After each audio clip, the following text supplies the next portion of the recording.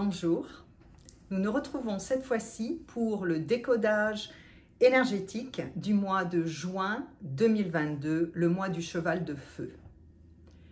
Ce mois est particulier, comme tous d'ailleurs, mais parce qu'il a la capacité d'absorber, d'utiliser,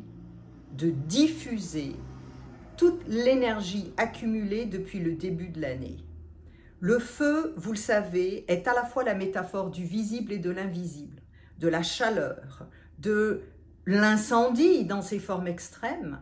et aussi simplement de la lumière qui permet de voir clair sur les situations et celle qui permet de nous guider pour avancer sur notre chemin propre. Ce qui se passe de particulier ce mois-ci est la chose suivante. L'énergie, vous vous rappelez, pour ceux qui m'ont suivi en début d'année, nous sommes dans l'année 2022, l'année du tigre d'eau.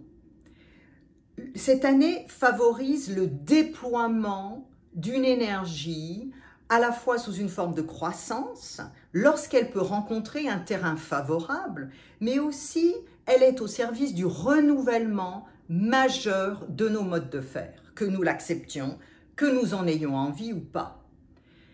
L'année apportait un petit peu d'eau, donc une capacité de verbaliser, l'eau étant la métaphore à la fois des fluides, des flux dans le corps, mais au niveau d'une communication, au niveau d'une société, ça va être les flux de communication, c'est que l'eau,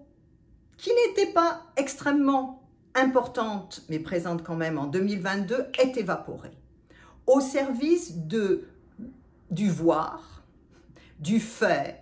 au service d'un mouvement d'expansion qui s'est nourri de tout ce qui a été accumulé, pour certaines personnes comme frustration, pour d'autres comme capacité créatrice. On pourrait dire que le mois de juin 2022 est un mois qui permet au feu intérieur que vous portez, qui pour moi est la métaphore de votre vitalité, qui permet à ce feu intérieur de rencontrer un feu ambiant, une situation, des circonstances qui vous permettent de vraiment mettre à la lumière ce que vous portez, mais avec l'effet possible, jusqu'à présent je n'en ai pas parlé, parce que l'année avait un effet contrôlant sur trop de débordements, mais avec un effet possible de...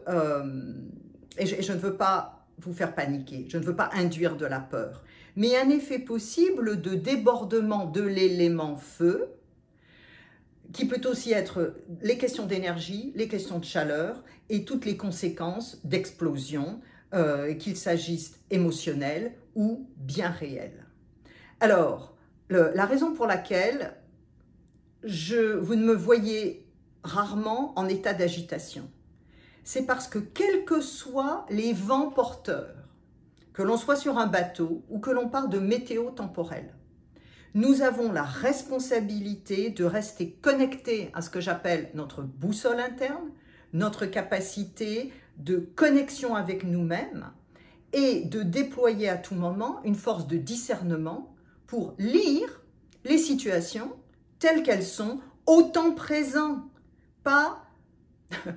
par les filtres de notre mémoire ou par ceux, toujours déformants, de ce que nous imaginons et projetons dans le futur. Donc c'est un mois qui donne l'avantage à ceux et celles qui sont prêts à déployer ou déjà en déploiement.